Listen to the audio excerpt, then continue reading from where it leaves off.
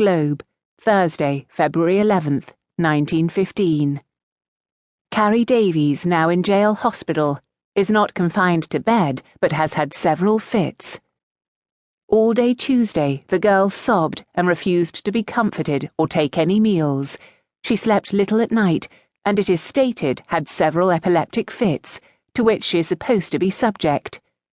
Toronto Daily News, Thursday, February 11th, 1915. The unfolding drama of a shocking death within a prominent family provided titillating relief for Toronto's citizens. Gossip was easier to absorb than the welter of confusing stories out of distant countries on the far side of the Atlantic. The only sources of information about the war, now in its 7th month, were newspaper reports and the rumours they triggered.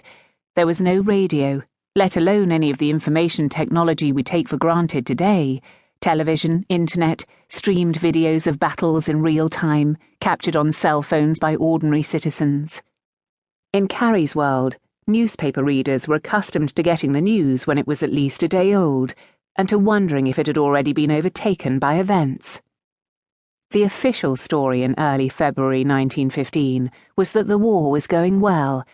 This was a contrast to the previous year, when for a ghastly moment Britain and its allies risked defeat in northern France and Belgium.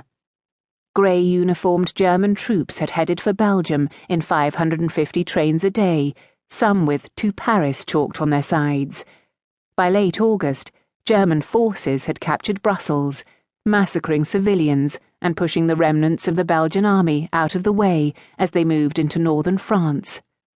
The French army had failed to contain the German surge across the border and were ill-equipped to mount an offensive to the southeast.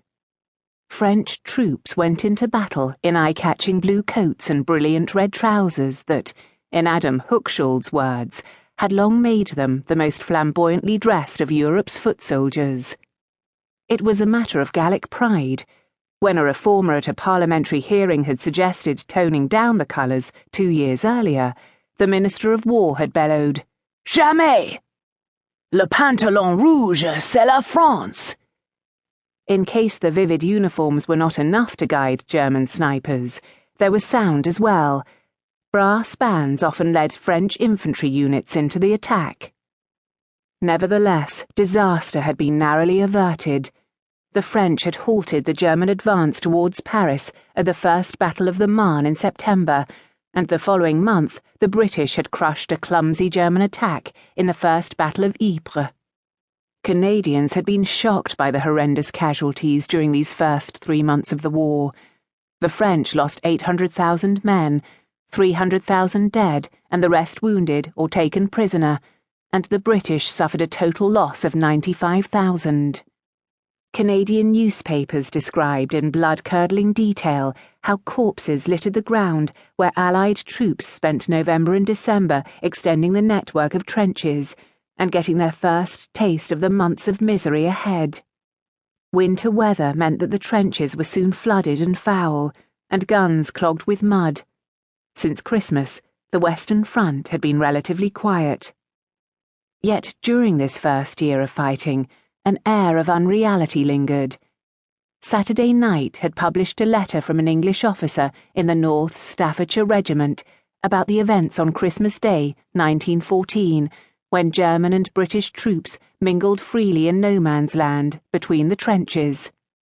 "This morning, after a valley, the Germans sent out parties to bury their dead. Our men went out to help, and then we all, both sides, met in the middle, and in groups began to talk and exchange gifts of tobacco, food, etc. All the morning we have been fraternizing, singing songs. I have been within a yard, in fact onto their trenches, and have spoken to and exchanged greetings with the colonel, staff officers, and various company officers. All were very nice. The Germans are Saxons and a good-looking lot, only wishing for peace in a manly way. And they seem in no way at their last gasp. The whole thing is extraordinary. It is weird to think that tomorrow night we shall be at it again hard."